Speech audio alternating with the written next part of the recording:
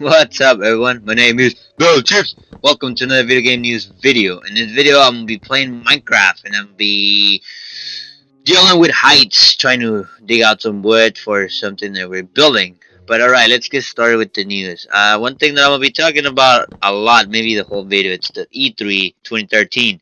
Now, if you want to see what happens at the Sony and Microsoft conferences, I have a summary for each of the two, where you can see basically what happened and what was said and all the games they cover throughout each conference. So I'll leave the links to those down here. But in this video, I'm just talking general about things that that happened, that were said, that I saw and that I heard, and I share with you guys. But yeah, that might be it. Maybe I'll mention some stuff at the end, and so let's get started. So E3 2013, it's over. It's done. And I gotta say, I saw a lot of cool things, a lot of cool games that will be coming out in the future. We also learned a lot about new consoles that were coming out. This was a big E3, and personally, this is the first E3 I watched. Previous E3s I heard about, and that's about it. This one I actually sat down all Monday. I saw the whole thing: Electronic Arts, Ubisoft, Microsoft, Sony, everything. And I was gonna do a separate video for EA and Ubisoft, like a little summary, but I didn't think there was enough to talk about, really. So I'm just gonna say it here because that's just I prefer to do that. So yeah, everything started with Microsoft conference, and I would say they had some really good. They have some really good exclusives, such as Forza 5. It looks really neat, though that all Drivatar. I don't know if it's. I mean, it sounds good, but I don't know how useful that's gonna be. I mean, you have your car, idle and they're pretty much playing online. So does that mean that when you go play online, are you gonna play with people's cars but without them playing them? Like, for example, if I have my car who drives like me and I leave and my friend gets on and he plays online and he finds my Drivatar, is he gonna play against my Drivatar? And wouldn't that give him the advantage because he basically has a mind and not the car? Or maybe the car has advantage because it's a bot and it knows how to drive better than him. Now, of course, it's supposed to adapt to your driving skills, so that's kind of cool. But yeah, is it just gonna be Drivatars versus Drivatars, or Drivatars versus people? All the scramble and things like that. I don't know. It sounds cool, but let's see how it's implemented when it's in action. Let's see how it works in action. All right, so other games like Rise Son of Rome looks really cool. I don't really like much the whole finish to push X to finish thing. I didn't really like that. I just want to go and fight, and once they're done, just continue. But they had that. Maybe that's something from that specific mission. Hopefully it is, because I think that's gonna be a pain in the butt if for every kill you do you have to push a button, right? Also, the Halo, it was pretty cool, but we know, for the most part, Halo's been a really good game, and things like that. And I was hoping it was a new game though. When I saw the trailer, I saw Master Chief in a brown coat in the middle of the desert with a big ass spaceship coming out the floor. I was like, damn, this look good. And it was good, but I was hoping for something new, right? So yeah, so we had all this stuff. We heard some new stuff about the Xbox One. Like it's gonna be able to record. You're gonna be able to stream on Twitch. Yeah, you're gonna be able to use the smart glass feature to interact with your games as you play them and things like that. But there was some stuff that people were hoping to get something, some feedback, something better, something that might say, oh, okay, well, they say something like like the use game policy and the online 24-hour DRM connection. So there were maybe we were hoping that we might hear something that was more appealing, that might change things, or if not change, to make it explain to us why are you doing this, and and if it's you're doing it, why, and why do we get, or at least why should we continue with you, if you just offering not so many good stuff as far as not games, but as far as what the machine does, the Xbox One. But instead, we heard some bad stuff. That, for one, now we know that the Xbox One will not be coming to every country out there. So if you were thinking, well, what if, many people out there in other countries don't have internet? Well, don't even worry about it, because, they won't even have to worry about the Xbox One because they won't be able to purchase it. So if you're in a country where, I'm about to mention the list, but if you were thinking, oh, I'm in a country where there's no good internet, but I like the Xbox, what's going to happen there? Or you might not even have to worry.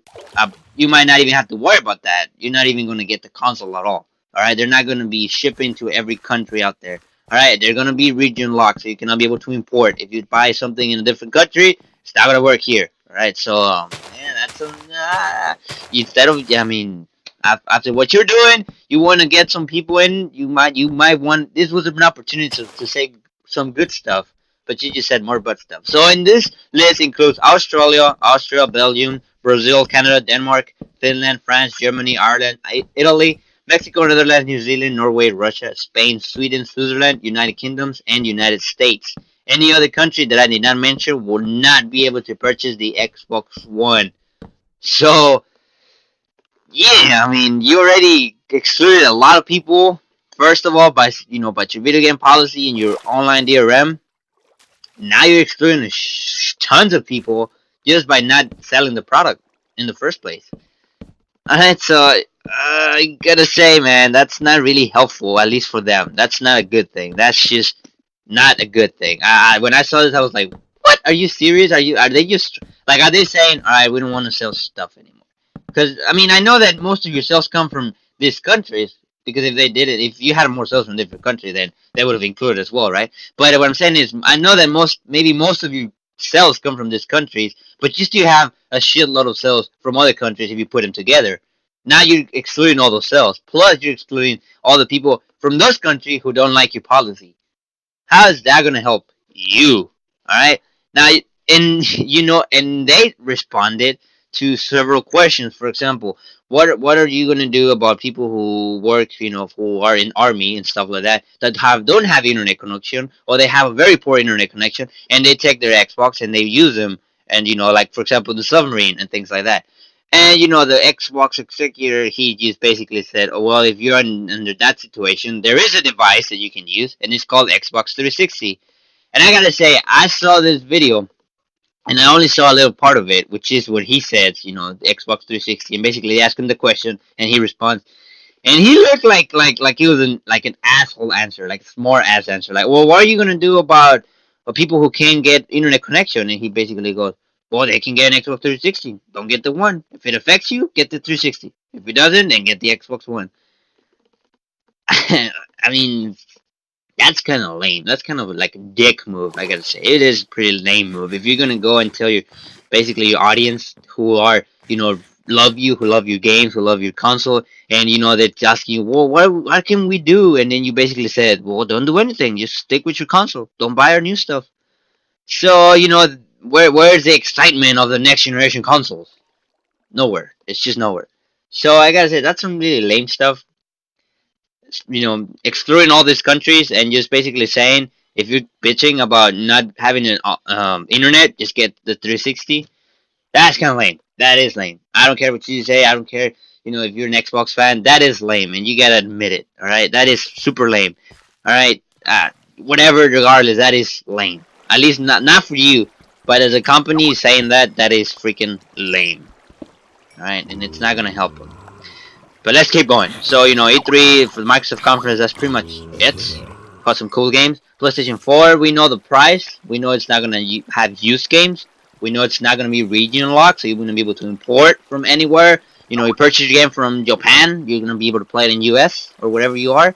That's really cool. The price is going to be less. Now, let's talk a little bit about the price. The price is $399, but it doesn't come with the camera, which if we look at the Xbox One is $499, but it comes with Kinect. So in a sense, it's kind of almost the same price, but not. Alright, so there's $40 difference. Alright, but the thing is, for the PlayStation 4, you're given the choice to purchase the camera or not. So if you had that choice with the Xbox, then you might say, well, they're about the same price. But you don't have that choice. And since you don't have that choice, the PlayStation 4 is cheaper because not everybody wants the functionality of a camera or Kinect.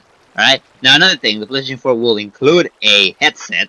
So if you want to play online, multiplayer, you're going to have your headset. Now I guess that's a way to encourage people to also purchase the PlayStation Plus. Because you want to play online, you want to get on multiplayer, you want to play with other people. You might want to get that, headset so you can talk with other people while you play those games. Or you're going to have that headset, so you might say, well, that money that I was going to spend on getting a headset, I rather, now I'm going to be able to spend it on PlayStation Plus. Now, I got a headset for PlayStation. In fact, it's the one I'm using right now to record this. And it's pretty good. It's the Pulse Edition. And I don't know what kind of headset they're going to include in it. But I think this one, the Pulse Edition, if you have the Pulse one, this is the Elite Edition. I'm pretty sure it's going to work for the PlayStation 4 as well because they were announcing the Grand Theft Auto 5 Edition. So if they're announcing a new edition, I'm pretty sure that it will also work for that. And if it doesn't, that's some bullshit. Because I barely bought it like last year, alright, and it cost me some bucks. But it, definitely supposed to work. But if you don't have a headset, you're gonna have one. If you have one, you're gonna have two. So that's cool. Able to go around and things like that. So yeah, as far as the PlayStation 4, we know some cool stuff. I gotta say, I'm pleased with the PlayStation 4. I will get a PlayStation 4, maybe not on release date. I don't know. It depends on my finance. But I do want a PlayStation 4, and hopefully I get one sometime later. As far as pre-order, the whole launch edition in Amazon, it's done. You cannot pre-order the PlayStation 4 in Amazon. There, you can still pre-order it, but you're not gonna get the launch edition. Basically, you might not you probably not get the PlayStation 4 on release date. You'll probably get it later, which makes me think I should just pre-order it, right? Because you can pre-order, but you don't pay. Oh, actually, you have to put a down payment though. Lol. Yeah, you have to put a down payment. So never mind. But anyways, if you want a PlayStation 4, you might, if you're thinking of pre-order on Amazon, you might not get the PlayStation 4 on release date. You might, have to wait out a little bit longer. So you might have to go around and look for other stuff. As far as the Xbox One, I used to be able to pre-order. Many people are, they're still getting sales, but PlayStation 4, it's basically just outselling it. And like I went to the Amazon video game page, and I saw that basically they have this voting thing where what do you prefer, PlayStation 4 or Xbox One? And when I last time I checked, it was 6,500 votes for PS4, 600 votes for the Xbox One. So whether you're there going like, well, it does affect the sales, but how much? It is affecting sales a lot. A lot. Many people are not getting the Xbox One, and many people are. Many people are staying loyal. And I gotta say, if you're there, like, oh, okay, the Xbox One doesn't affect me. All right, I have internet all the time. I like I don't mind what they're doing. I like their games. And, why are you complaining? Then by all means, serve yourself and buy up Xbox One. It's for the fun. It's for your own fun. This is the whole thing. This is for entertainment. If you're gonna be entertained by it, buy it. But if you're sitting there going like, I don't like what they're doing, why? It's gonna affect me because I do buy used games. It's gonna affect me because I have poor connection. But I'm still gonna buy it because I really like Xbox and I really like it. If you're gonna buy it just because and you have that attitude, you're doing yourself a bad favor. All right, not well, it's not a favor in the first place, but you're doing a bad thing for yourself and for the game industry. Why? Because one, you're basically giving you money for something that you don't even like, for something that is not giving you fully what you like. Yes, you might get stuff that you like, but not completely what you like. Right? That's the thing. That's the first thing. Secondly, you're supporting something that you don't like, and if you support something you don't like, then it just gets more money, and it just continues to spread and things like that, and then it's not gonna change. So if you're expecting for it to change, but you're supporting it, not gonna happen. Not gonna happen. All right. If you're giving me money for something you don't want me to do, but I'd like to do it, then I'm gonna continue to do it. That's pretty much how why would somebody stop, right?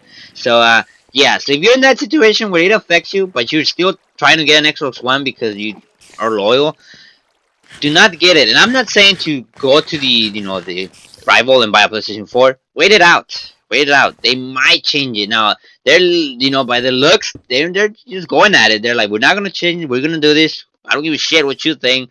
If you're not in that country, I don't give a shit. We're doing this because we want to do it. All right. So it's getting tough. I don't think they might change their policy at all. I don't think.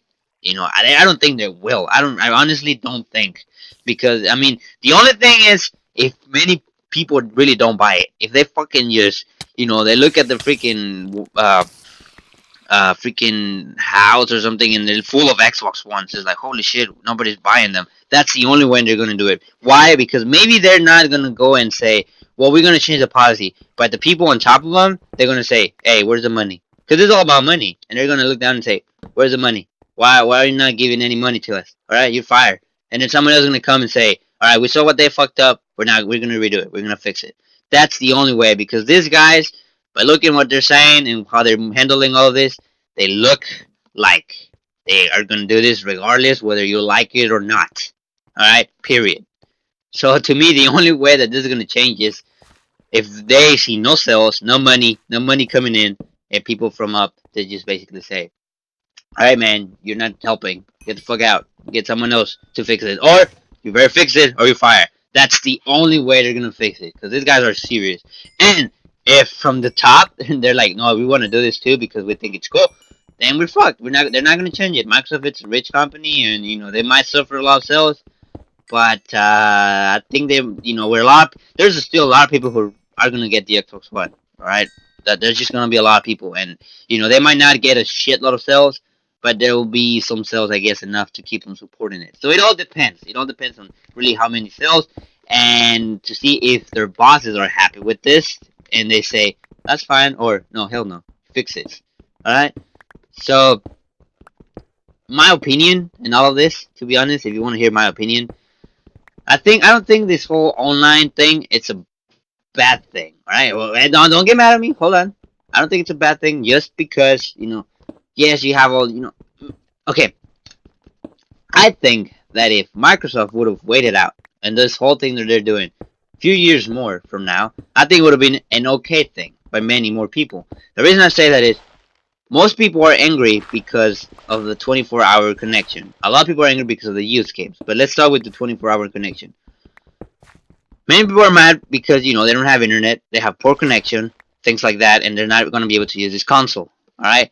That's the problem. That's a major problem. That's a thing that you cannot fix unless you're going to go and put internet for everybody. You're not going to do that. Of course not, right? So all these people who would have poor internet connection are being excluded from all of this, right? Secondly, the use game stuff. Think about this for a second, all right? This is like the most stupid thing that you could have done, all right? We all know that, or maybe you don't know, but digital games are increasing on sales, okay? Every time that happens, there are more there are more people who purchase digital stuff. Okay, personally, a year ago, I refused to buy a digital game. Now, that's all I do. That's all I do. I rarely buy a freaking retail, box game. Mostly of my purchases are digitally. All right. We all know that digital purchases cannot be transferred, cannot be sold. You can't do anything, but only you can use them. All right. Microsoft is doing something where now you can give digital stuff. Okay, you're able to give a game digitally to your friend. You're able to lend somebody digitally to someone else. If you're increasing the sales of digital, products, and you're hoping to get more profit by not allowing used games, what are you really doing here? You're allowing all the people who already transferred from retailers to digitally to be able to sell them digitally, to be able to trade them in digitally. All right. So yes, it might help you more with the profit, but still, all those people who bought the game and were not able to do anything, and all the other people, if you wanted to buy the game digitally, you basically had to buy it, right? So all those people are just gonna purchase it, and now they wouldn't be able to trade it in, which previously they couldn't. All right. So I think that was stupid. I think that's stupid if you look at it from this point. Sony, they know that, I'm pretty sure they know. They fucking know. If I know, they have to know. Right? The digital sales are increasing. So what do? Screw this. If people want to buy the retail box, let them buy the retail box. If they buy the digital one, they can do shit. They can go and sell it. We're going to have a PlayStation Plus account that offers discounts. They're going to buy the games to save that money instead of having to drive over there to purchase a game. They're going to save a few bucks, buy it here, download it, and play it. Right? Those people will not be able to sell it. We already make the money of them. And all the people who potentially could have purchased a used game from them are not going to get it because there are not that many used game sales on the sale because all these people couldn't sell it. Alright? So, if you think about it from this point that I'm putting on here, all these online things, you're going to be going to it by yourself. All you have to do is wait. All these people, slowly we're going to start purchasing as they see the convenience of purchasing digital stuff, from not having to drive over there to purchase it, from not having to wait to pre-order it, from not having to maybe to get a discount because it was cheaper. All that stuff, they're going to see it and they're going to say, I'm just going to buy the digital game. Simple as that. And all you had to do, Microsoft, was wait. Wait for all this transition to do by itself. That's it. That's all you had to wait. But now, you didn't wait. So now all these people who are already in it, they're going to have the ability to go and do this. So in some sense, you have less sales because you have more sales, right? But there will be used sales because you're gonna be able to do this digital stuff, and you're gonna still be able to go sell them at freaking GameStop and things like that. But you're not. But all these people are not gonna be able to sell them like just like go around and hey, you want to buy this game, things like that. So I think that you made a big mistake. I think what you're doing is good, but I think you should have waited out. Now you're probably not watching this, but if you ever do, I think, my friend, you should have waited out. Microsoft, you should have waited to do what you're doing now. Maybe for the Xbox 2. Maybe 20 years from now when the internet connection is a more stable thing globally. But nope, you decide not to. And it's that's just gonna work. So all we gotta do is wait to see how it is in comparison with the PlayStation 4. But as far as what I'm seeing right now, the PlayStation 4 is outselling the Xbox One by a shitload of, a lot, by a lot. So yeah, guys, that's as far as games for E3, I talked a lot about the Xbox, but as far as games, I'm very pleased to see The Witcher 3. We know it's going to be an open world. That's really cool. That's really badass. An open world, The Witcher 3. That's really cool. I know, the graphics are amazing, and the game looks like the mechanics is going to be amazing too. That's something that I'm waiting for. Oh, and a funny thought. Total Halibut, Total Biscuit. It's funny because this is where I saw this from. People from Poland will not be able to buy an Xbox One, even though The Witcher 3 was created in Poland. Alright, so Project, the creators of Witcher 3, they will not be able to play Witcher 3 in an Xbox One because they cannot buy the game. I mean, they cannot use the console over there. Stupid, isn't it? Pretty stupid. I think it's pretty dumb. But yeah, I mean, that is definitely dumb. You're excluding a lot of people. But again, I'm not going back to that. I'm gonna stop. Other games, Evil Within looks really cool. It kind of makes me have an idea. It's like if they mixed Amnesia with Resident Evil. All right, Resident Evil, the old games, they were horror games. They never really scare you. I was never really scared. Sometimes it was like a little pop up, like oh shit, or like an ugly monster. But the reason why I think it wasn't scary was because you had guns. You had a lot of guns. I mean, sometimes you were like low on ammo, but for the most part, you were able to pull something off and destroy a freaking box and get some ammo and things like that. So I think what they're kind of doing with Evil Within, the way I feel, is kind of mixing Resident Evil with Amnesia. Okay, Amnesia would make the game so fucking creepy. It was that you were helpless. You were completely helpless. You cannot, the freaking monster is chasing your ass all over the freaking place, and you can do nothing about it. You cannot turn around and hit him. You cannot turn around and kill him. You can do nothing but run and hide, and that's what made the game freaking creepy as hell. So in here, you still have guns and stuff, but they're saying that it's gonna be something that you're not gonna have to completely depend on. That you might have 5 bullets and be going against 6 enemies. What are you gonna do? So you're gonna have to lure them into traps, make them chase you and things like that. That's gonna be fucking legit, and it's gonna be fucking creepy. Because if you haven't seen the trailer, the little trailer, the freaking monsters, they look freaking awesome. They look amazing. So definitely that's gonna be a really good game. That's one I'm looking for. And for the most part, Bethesda games make really good games, and also we're talking about the guy who made Resident Evil, the founder of horror games. So definitely something cool to check out if you're into horror games, and that kind of games. Definitely, it's gonna be a good game. Definitely a good game. Another one, Dark Souls 2. I mean, that's self-explanatory. If you haven't played Dark Souls 1, then you're missing out a lot, bruh. Because Dark Souls 2 is one of the hardest games I've ever played for the past few years. There's some old games back then where they used to make them hard. Nowadays they're not that hard. But Dark Souls 1, freaking hard game. It pisses me off. I'm serious. Before that game, I don't know how. I can't remember, but probably my PlayStation 1. There hasn't been a game that pisses me off that much. I just kept on dying. It was like, I died like 35 times trying to kill the first boss. Right? I hate to admit it, but that's true. That's true. Some changes I think they might add. I think they were saying they might add a little bit more bonfires because that they saw how it was something slaying having to go through different locations a lot. So for example, you walk all this bunch and you die and you have to walk it all over again. So they say we still want all that going around adventuring, discovering stuff. But we they're trying to work places where they can actually put the bonfire in a good spot. So basically when you already discover something, you don't have to walk over it again and again and again and again. So that's that's something good. I gotta say the game was good already, and it did piss me off when I had to walk all the way over there. But I got to a point where I just ran. It was like me. I turned around, like freaking 10 skeletons running at me, and if you play Dark Souls 1, they kill you in 2-3 hits. 10 skeletons chasing you at hell no. But I had to do it because you imagine killing. There, I died 35 times, and if those 35 times I had to kill them skeletons, shit, I'll live there. I would still be there freaking trying to kill it. But yeah, so that's something I did. Also, Killzone, a game coming for PlayStation 4. They're guys who are working on Killzone. They're working on a new IP. So yeah, they're making a new game. They didn't want to mention anything about it. All we know is that it's a new game coming out. So that's really cool.